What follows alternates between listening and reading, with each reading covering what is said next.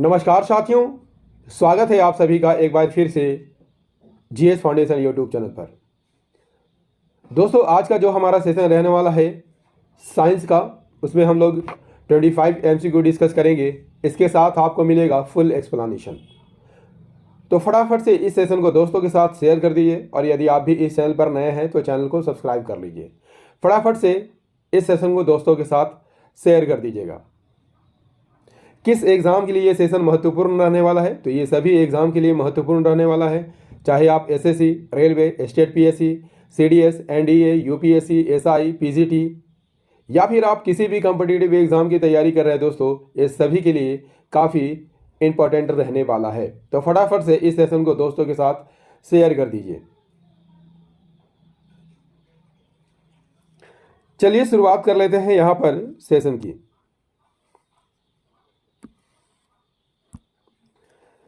Session का पहला सवाल आपके स्क्रीन पर कहता है कि ऑटोमोबाइल में हाइड्रोलिक ब्रेक निम्नलिखित में से किस सिद्धांत या नियम का पालन करते हैं? आंसर कीजिएगा जरा। ऑटोमोबाइल में हाइड्रोलिक ब्रेक निम्नलिखित में से किस सिद्धांत या नियम का पालन करते हैं? Option number C is the correct answer, that is Pascal के नियम का पालन करता है। पास्कल का नियम क्या है? जब किसी बंद पात्र में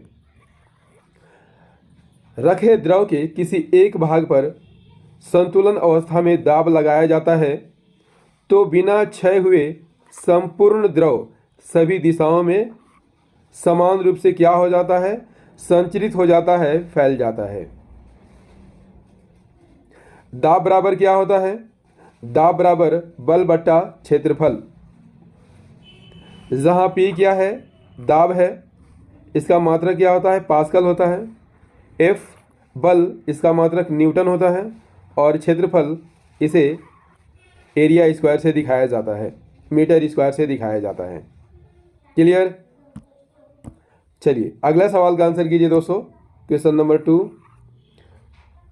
कहता है कि प्रिज्म से गुजारने पर प्रकाश का कौन सा रंग सबसे अधिक विचलन दर्शाता है? प्रिज्म से गुजारने पर प्रकाश का कौन सा रंग सबसे अधिक विचलन दर्शाता है? यहाँ पर सही आंसर क्या हो जाएगा दोस्तों? फटाफट से कीजिएगा।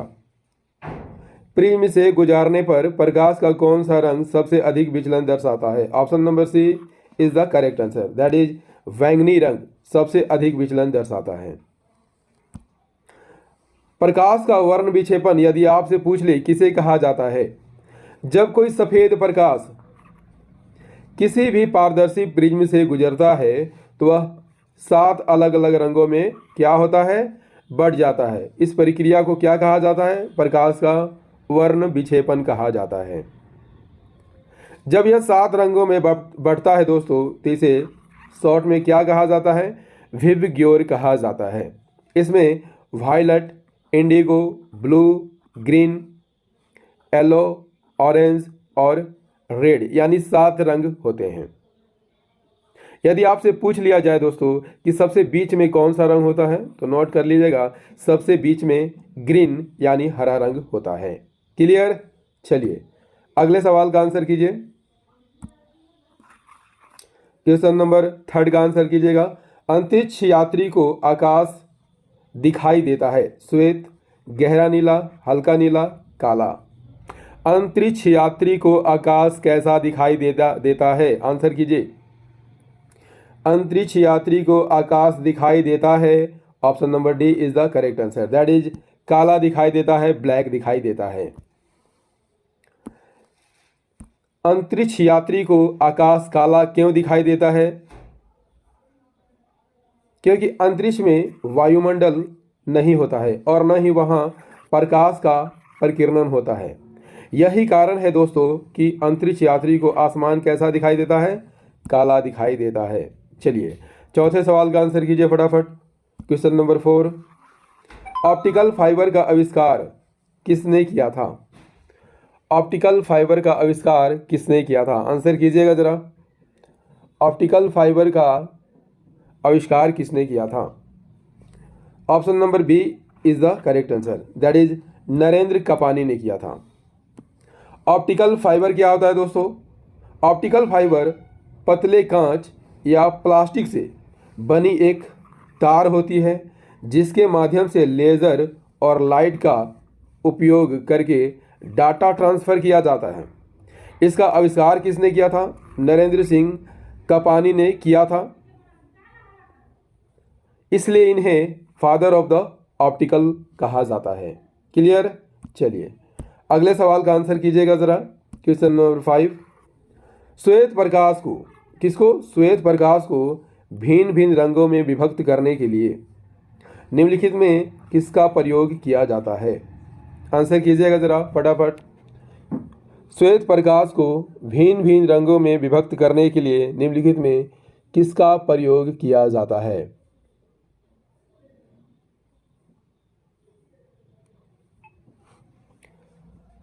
कांच की सिल्ली, उत्तल लेंस, अवतल lens, prism. Option number D is the correct answer, that is prism का प्रयोग किया जाता है। जब श्वेत प्रकाश एक प्रिज्म से गुजरता है तो 7 रंगों में बढ़ जाता है, बता चुका हूं, red, orange, yellow, green, blue, Indigo और वायलट। सबसे अधिक किसका विक्षेपण होता है? वायलट का, और सबसे कम रेड का। यदि आपसे पूछ ले कि बीच में कौन सा रंग होता है? ग्रीन यानी हरा रंग होता है। चलिए क्वेश्चन नंबर 6 आंसर कीजिए। किसी कमरे के एक कोने में सेंट की खुली शीशी रख देने से उसकी खुशबू कमरे में फैल जाती है, ऐसा किस कारण होता है? आंसर कीजिएगा जरा। जब किसी कमरे में एक सेंट की शीशी को खोल दिया जाता है तो उसकी खुशबू कमरे के सभी भागों में फैल जाती है। आपको आंसर करना है दोस्तों कि ऐसा किस कारण होता है। आंसर कीजिएगा जरा। Option number C is the correct answer, that is ऐसा विसरण के कारण होता है। विसरण क्या होता है? गैस का अधिक आयन वाले क्षेत्र से कम आयन वाले क्षेत्र में जाना क्या कहलाता है? विसरण कहलाता है। जैसे आप अगरबत्ती जलाते होंगे तो उसकी खुशबू पूरे कमरे में फैल जाती है, किसका उदाहरण है? विसरण का उदाहरण है। इसी तरह शक्कर का पानी में घुलना भी विसरण का उदाहरण है। लाल दवा यानी पोटासियम परमैंगनेट का पानी में घुलना, ये भी किसका उदाहरण है? विसरण का उदाहरण है। ऑक्सीजन लेना और छोड़ना भी विसरण का उदाहरण है। क्लियर? चलिए अगले सवाल का आंसर कीजिए। क्वेश्चन नंबर 7, एक्स किरणों के तरंगदैर्घ्य को मापने के लिए कौन से उपकरण का प्रयोग किया जाता है? एक्स किरणों के तरंगदैर्घ्य को मापने के लिए कौन से उपकरण का प्रयोग किया जाता है? फटाफट से यहां पर आंसर कीजिए, किसका प्रयोग किया जाएगा? Option number A is the correct answer, that is Bragg स्पेक्ट्रोमापी का प्रयोग किया जाता है। एक्सरे किरणों का अध्ययन क्या कहलाता है? स्पेक्ट्रोमिकी कहलाता है। इसमें परमाणुओं की संरचना का ज्ञान प्राप्त करने में सहायता मिलती है। यदि आपसे पूछ लिया जाए दोस्तों कि एक्स किरणों की खोज किसने की थी? रोंटगन ने की थी। कब की थी? 1895 में की थी। एक्स किरणें विद्युत चुम्बकीय तरंगे होती है। एक्स किरणों का तरंगदैर्घ्य काफ़ी छोटा होता है। कितना होता है? 100 एंगस्ट्रॉम से लेके 1 एंगस्ट्रॉम तक होता है। चलिए अगले सवाल का आंसर कीजिए। क्वेश्चन नंबर 8, किसी तुल्यकालिक उपग्रह की पृथ्वी की सतह से ऊंचाई लगभग कितनी होती है? Very very important question for your exam. काफ़ी इंपॉर्टेंट सवाल है आपकी परीक्षा की दृष्टि से दोस्तों, बार बार पूछा जाने वाला सवाल है। किसी तुल्यकालिक उपग्रह की पृथ्वी की सतह से ऊंचाई लगभग कितनी होती है? Option number A is the correct answer, that is 36,000 kilometre. ऐसा उपग्रह जो 36,000 किलोमीटर की ऊंचाई पर स्थित होते हैं भू स्थिर उपग्रह कहलाते हैं, और यह पृथ्वी का एक चक्कर 24 घंटे में लगाते हैं। इसका कक्षीय वेग कितना होता है? 3.08 किलोमीटर प्रति सेकेंड। आंसर कीजिएगा जरा। क्वेश्चन नंबर 9, पानी के छोटे छोटे बुलबुलों के गोल होने का क्या कारण है? ये भी सवाल काफी इंपॉर्टेंट है दोस्तों। पानी के छोटे छोटे बुलबुलों के गोल होने का कारण क्या है? आंसर कीजिएगा जरा। यहां पर सही आंसर क्या हो जाएगा? Option number D is the correct answer, that is पृष्ठ तनाव। पृष्ठ तनाव क्या होता है? किसी द्रव का वह विशेष गुण जिसके कारण उनका मुक्त पृष्ठ खींची हुई प्रत्यास्थ झिल्ली की तरह दिखाई देती है। कैसी दिखाई देती है? खींची हुई प्रत्यास्थ झिल्ली के समान दिखाई देती है और कम से कम क्षेत्रफल धारण करने का प्रयत्न करता है। इसे ही क्या कहा जाता है? पृष्ठ तनाव कहा जाता है। दूसरे शब्दों में पृष्ठ तनाव को किस प्रकार परिभाषित करते हैं? इकाई लंबाई पर लगने वाले बल को क्या कहा जाता है? पृष्ठ तनाव कहा जाता है। इकाई लंबाई पर लगने वाले बल को क्या कहा जाता है? पृष्ठ तनाव कहा जाता है। इसका मात्रक क्या होता है? न्यूटन प्रति मीटर इसका मात्रक होता है।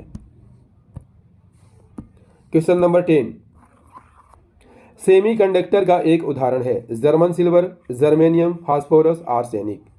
सेमीकंडक्टर का उदाहरण निम्नलिखित में से कौन है? Option number B is the correct answer, that is germanium. Germanium एक रासायनिक तत्व है। इसकी खोज किसने की थी? इसी विंकलर ने की थी 1886 में।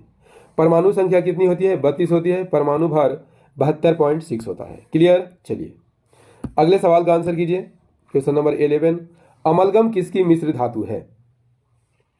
अमलगम किसकी मिश्र धातु है? Option number A is the correct answer, that is mercury, यानी पारा की मिश्र धातु है। अमलगम पारे की एक मिश्र धातु है। पारा और अन्य किसी धातु की मिलावट से बनी मिश्र धातु को क्या कहा जाता है? अमलगम कहा जाता है। इसके साथ अमलगम कौन कौन नहीं बनाते हैं?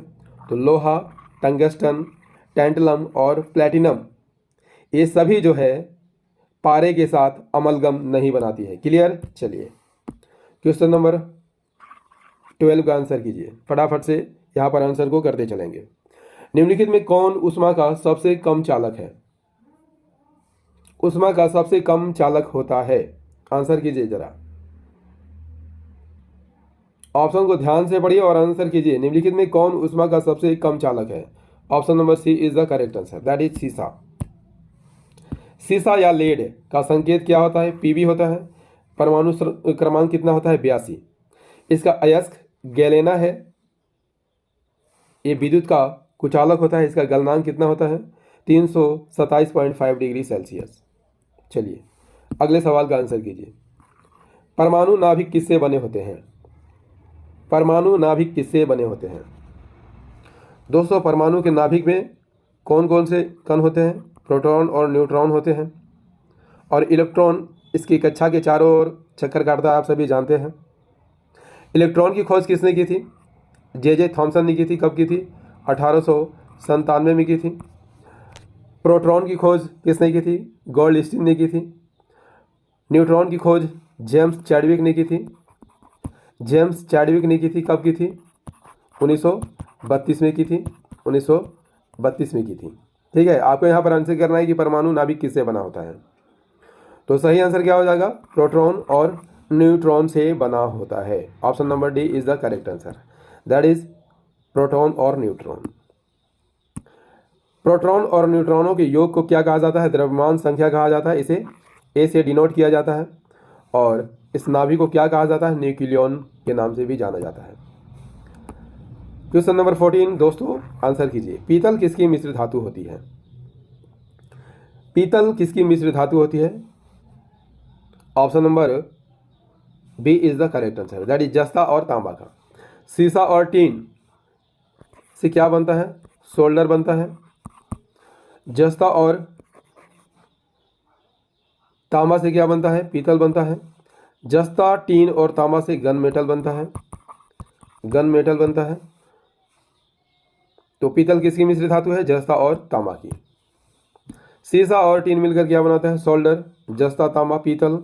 जस्ता, टीन और तांबा मिलकर क्या बनाता है? गन मेटल बनाते हैं। चलिए अगले सवाल का आंसर कीजिए।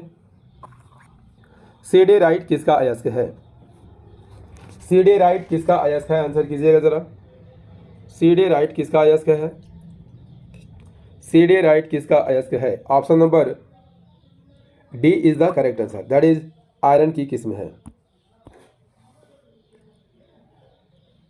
मैग्नेटाइट, हेमाटाइट और लिमोनाइट, इसके अलावा सीडेराइट किसका अयस्क है, लोहा का अयस्क है। लेकिन इसमें सबसे अच्छी गुणवत्ता किसकी होती है, मैग्नेटाइट की होती है। इसमें 72% शुद्ध लोहा होता है। हेमाटाइट में 60 से 70% शुद्ध लोहा अयस्क होता है। लिमोनाइट में 40 से 60% शुद्ध लोहा होता है। सीडेराइट में अशुद्धियाँ विद्यमान होती है और केवल 40 से 50% तक लोहा होती है। क्वेश्चन नंबर 16, लोहे का शुद्धतम रूप कौन सा है? स्टील, ढलवा लोहा, कच्चा लोहा, पिटवा लोहा। लोहे का शुद्धतम रूप कौन सा होता है? Option number D is the correct answer, that is पिटवा लोहा। पिटवा लोहा लोहे की एक मिश्र धातु है। इसमें कार्बन की मात्रा बहुत कम होती है, 0.08% से भी कम होती है। इसके विपरीत ढलवे लोहे की बात कर लेते हैं तो कार्बन की मात्रा 2.1% से लेकर 4% तक होती है।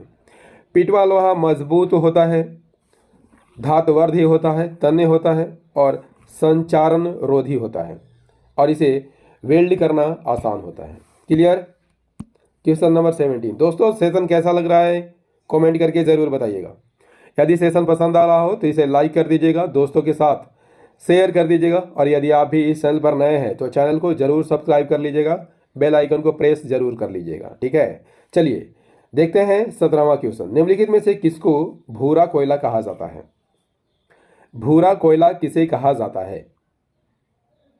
Option number D is the correct answer, that is lignite को कहा जाता है।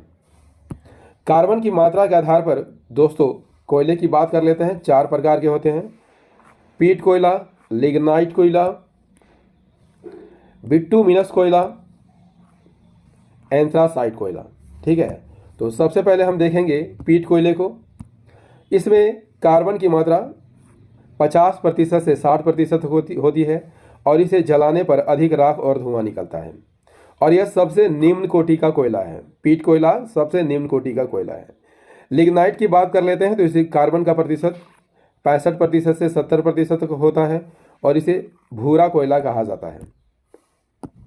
बिटुमिनस कोयले की बात कर लेते हैं तो ये मुलायम कोयला होता है। इसमें 70 से 85% कार्बन की मात्रा होती है। एंथ्रासाइट कोयला सबसे अच्छा होता है, इसमें कार्बन 85% से भी अधिक होता है। क्लियर? चलिए क्वेश्चन नंबर 18 का आंसर कीजिए दोस्तों। निम्नलिखित में से कौन सी धातु मुक्त अवस्था में पाई जाती है? कौन सी धातु मुक्त अवस्था में पाई जाती है?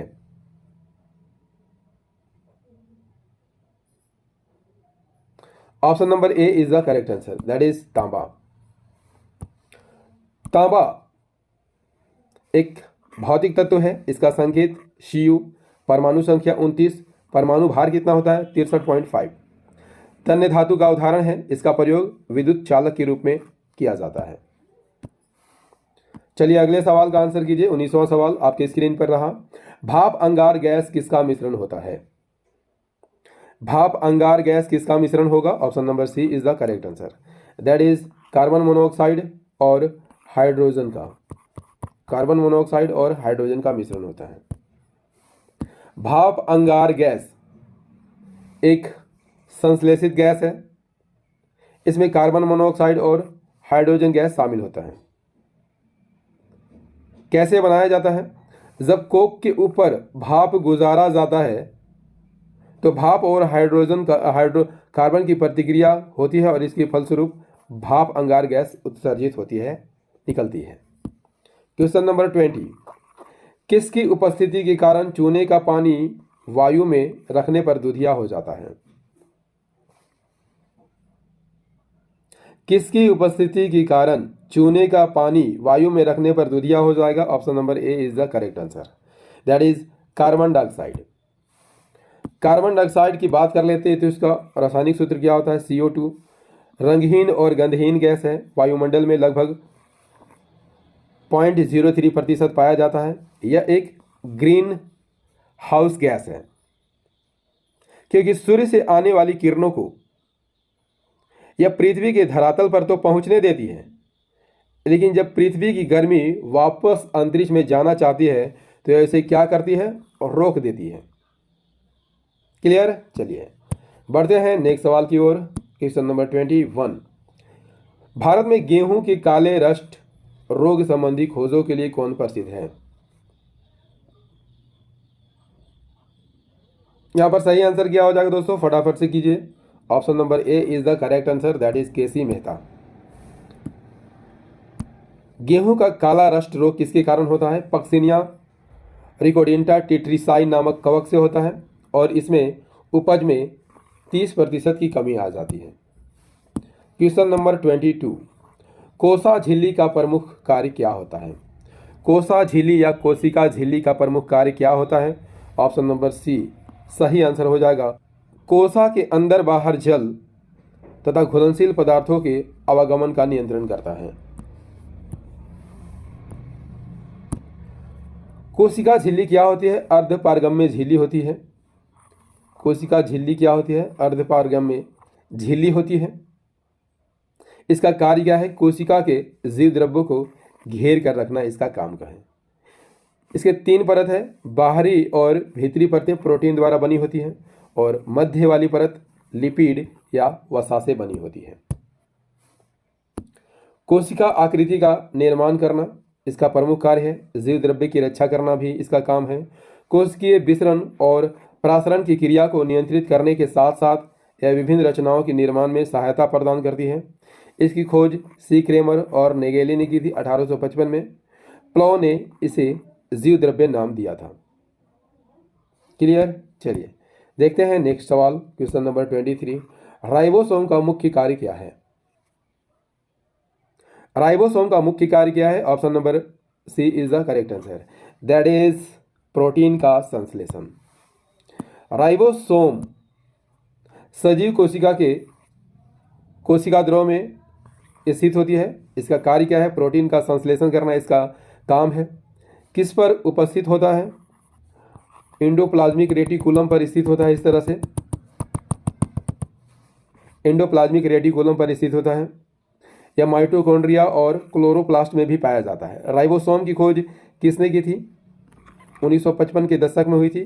किसने की थी? पैलेट ने की थी। वो कहाँ के रहने वाले थे? रोमानिया के रहने वाले थे। Question number 24।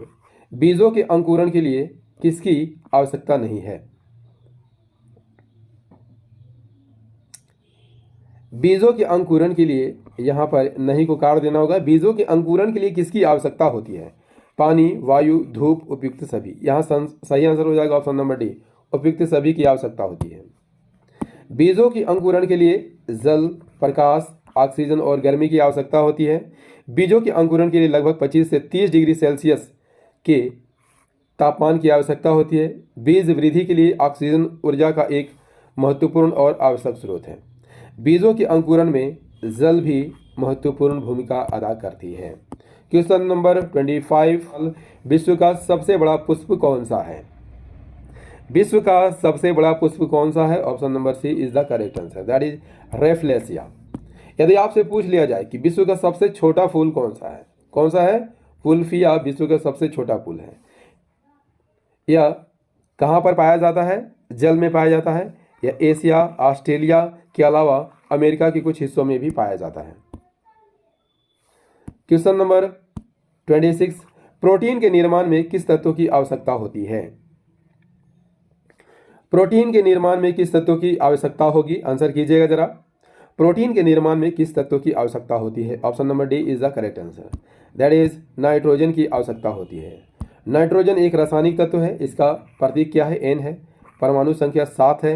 वायुमंडल में नाइट्रोजन कितना प्रतिशत पाया जाता है? 78% पाया जाता है। एक रंगहीन, गंधहीन, स्वादहीन और अक्रिय गैस है। इसकी खोज किसने की थी? 1773 में स्कॉटलैंड के वैज्ञानिक डैनियल रदरफोर्ड ने की थी। Question number 27। पेंगुइन पक्षी पाया जाता है ऑस्ट्रेलिया में, अफ्रीका में, अमेरिका में या अंटार्कटिका में? बहुत ही आसान क्वेश्चन है दोस्तों, आंसर कीजिएगा जरा। ऑप्शन नंबर डी यहाँ पर सही आंसर हो जाएगा, अंटार्कटिका में पाया जाता है। पेंगुइन जलीय समूह का पक्षी है जो कि उड़ने में असमर्थ होती है। कहाँ पर पाई जाती है? अंटार्कटिका में पाई जाती है। यह काला और सफ़ेद रंग के होते हैं। उनके पंख जो है हाथ का कार्य करते हैं। क्वेश्चन नंबर 28, हड्डी में कौन सा लवण सबसे अधिक होता है? हड्डी की बात हो रही है दोस्तों, हड्डी में कौन सा लवण सबसे अधिक होता है? आंसर कीजिएगा जरा। हड्डी में कौन सा लवण सबसे अधिक होगा? Option number D is the correct answer, that is calcium phosphate. Calcium phosphate का अनुसूत्र क्या होता है? Ca3PO4 हॉल्टवाइस। हड्डी और दांतों के निर्माण में यह सहायक होता है।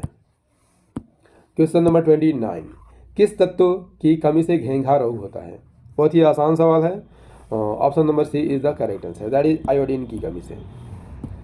आयोडीन का रासायनिक सूत्र आई होता है, परमाणु संख्या 53, यह हाइड्रोजन श्रेणी का सदस्य है। आयोडीन की कमी से बच्चों का बौद्धिक स्तर 10 से 15% तक कम हो जाता है।